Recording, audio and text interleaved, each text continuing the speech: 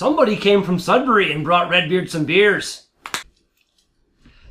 Say hi to Andrew from Stack, everybody. What's up? Let's have some beer. What? Be going down, people of the world. Thank you so much for joining me for yet another beer review. My name is currently Red No Beard, hashtag Movember, and this is Andrew from Stack Brewing. What's up? Gave me a shout a couple days ago, let me know he was coming into town, and if I was available, he'd like to meet up, and he brought me some presents. This is a bottle of Stack's Farmhouse Dark, coming in at 8.5% ABV. Tell us a little bit about it. Yeah, so this is essentially our Port de l'Enfer Farmhouse Ale that we barrel aged for over a year with sour cherries and then soured, and it actually took home silver at the Ontario Brewing Awards this year. Nice. I didn't know that. So, sour Farmhouse Ale? I really don't know. So, let's crack these open. And let's see what we've got. Oh, the smell coming off, that's amazing. Wow. Get a little thumbnail, come right back. Looks a lot darker on the camera than it actually is. Light can actually permeate with no real issue at all. It's kind of just a really, really, really deep ruby red kind of color. Oh, yeah.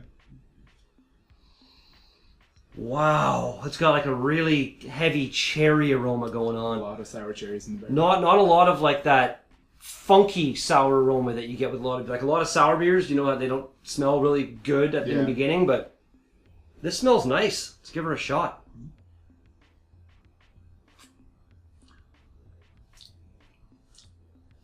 Oh wow. That is really nice and tart. You'd have no idea that's 8.5%.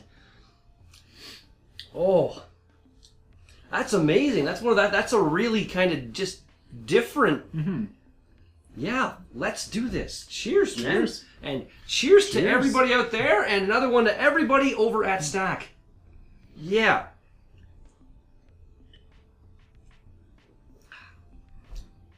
Oh. You don't get a lot of that big Belgian yeast. Oh, it's gone. It's pretty much gone.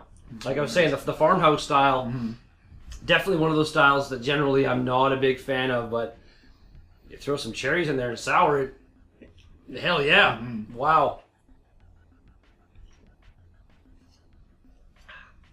Stackbrewing.ca, I'm pretty sure. It is CA. Haha, we'll bring you to stackbrewing.ca. If you're in the Sudbury area, check them out. Not the best location for the brewery. It's a little hidden. I was gonna say, like, you almost need to do like kind of what Lake of Bays did, like open a small like bottle shop or something downtown in Sudbury. That'd be really cool.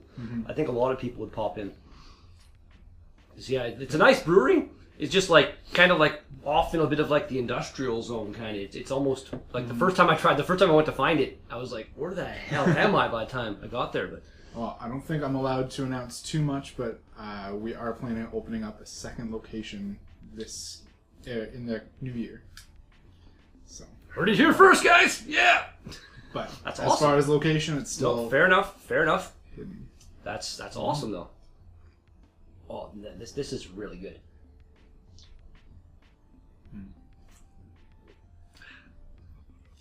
It just like I can't believe that's 8.5%. That's insane. It's scary. It's dangerous, for sure. Yeah, Michael, our brewmaster, I'm convinced is a wizard. I don't think I've met him. No? I've met at least 5 or 6 people from Stack, but Probably Rob and Ashley doing all sales and stuff. Indeed, yeah, for sure. Yeah, they're good folks. And I've been in there at least 5 or 6 times now, the brewery. Like anytime, like I go to Sudbury often enough for work, but usually I don't get to Sudbury until like 10 or 11 p.m. because my job is quite night-timey. Right. But if I'm getting there during the day, every time I'm there, I go to Stack. Yeah, man. Damn right. Yeah, we got a nice picnic table in there now and stuff. Oh, yeah? Have a pint. Cool. It is a kind of small little place when you walk in there. It's not, New Ontario, my hometown brewery. They actually put a table in there as well, but it's even more kind of cramped in there. It's really small. The new one opening up here in about a month or so, Gateway City Brewing. They're gonna have a big tasting kind of sit down. Feel like just because of the size of the sit down area they've got going in, they might even be putting a kitchen or something in there. I would think so. That's what you need to do. Like, you need to make your brewery a destination. You know what I mean? Like, then if you do it the right way, you can even say, screw the LCBO, screw the beer store. I'm gonna make this just make amazing beer that will get buzz going, and people will come to my town to get this beer. And while they're here getting this beer, they'll shop at other places. And it's like what Highlander is basically the only reason that South River is on a ghost town. Oh yeah, for sure. Like, and he told me too. Like the town gave them that land to put the brewery on. They've got a bunch of money from the government and stuff, and they're putting all this stuff back into the town. And it's amazing what a brewery can do for a town is. Well, it's basically the town hall now. They got that big open area. Oh, it's easily the biggest building in town. Oh, yeah. It's crazy. Yeah, it's a nice place. Well, it's funny too because growing up, my parents were separated, and my dad lived in Perry Sound. My mom lived here in North Bay. So once a month, we'd drive, and right there across the street from that where the brewery is now is where we'd always meet, and we'd switch to my mom's car or my dad's car or whatever. So the Happy Landing gas bar that was there. Oh forever. Yeah, no, I have vivid memories of that. And it's funny because I can remember for a bunch of years after. I think it was closed down and just kind of left there for a while, and it was Happy Landing because the end had fallen down, and it was like that for a long time. And Highlander actually made a beer called Happy Landing, and it's like a light kind of lagery type thing. It's it's just it's giving me a rush of nostalgia. But yeah, just like everything, man. Getting into the world of beer is something I wish I had done a lot sooner. There's just so much awesome. As far as ratings for this beer go, this is apparently really new. I feel like I'm one of the first people in the world to have it. Like, holy frickin', feeling special over here. The only rating is on Untappd, and it is a 3.5 out of 5 with a little comment saying, nice mix. And there is actually a small little description. A well put together farmhouse with a dark color and that slightly earthy taste of the dark. Higher ABV adds a punch. That is not really an apt description. That didn't say anything about being sour. You get a lot of the sours. You get a lot I don't get much of the earthy taste of the dark. No. The cherries just kicked the whole farmhouse part of this ale out of there. It's really weird. Like beer alchemy. Like I was saying, the Royal thing there over the weekend. If you can get a can, is expansion going into the LCBO or in the LCBO yet? We've tried. It has to. It's like everybody loves it. We really want it to go in. We've submitted it a couple times. It's gone through the tasting processes, but it's just never seemed to make it. It is in the Northern Six Packs. If you do see a Northern Six Pack, it's the Northern Brewers Alliance or Coalition, whatever. It's Lake of the Woods, Sleeping Giant, Stack, New Ontario, Manitoulin, and come on now. Did you say Lake of the Woods? I think so. Lake of the Woods, Sleeping Giant, Stack, New Ontario, Manitoulin. Highlander. There we go. Highlander. The one I was actually working with on the weekend. Yeah. So if you can get one of those 6-packs. Unfortunately, you won't have everything you'll need. You'll have the Stack, but the beer by Lake of the Woods this year in that 6-pack, I believe, is their Dockside Kolsch. Last year it was the Forgotten Lake Blueberry Ale. And if you can get some Stack, expansion, and some Blueberry Ale, you mix those half and half, you're going to have a good night. It's damn tasty. Yeah, that was everybody at the festival thing was asking me, in the LCBO, and I'm like, yeah. It's got to be at some point going into the LCBO. It has to be. I don't know what it is. It's been around for a couple years now. Yeah, it started out as our 3rd anniversary beer. And every this year actually it was at the festival in Haileybury, the Haileybury Beer Festival.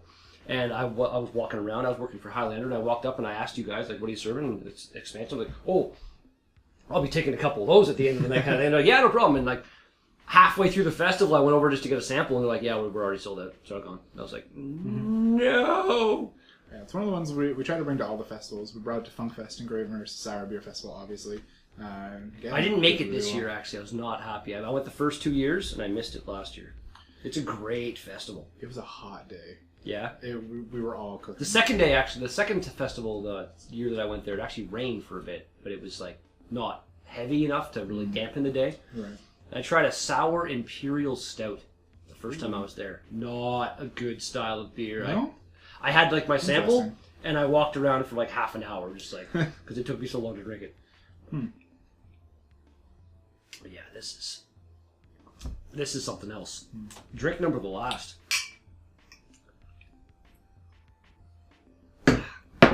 Stack Brewing.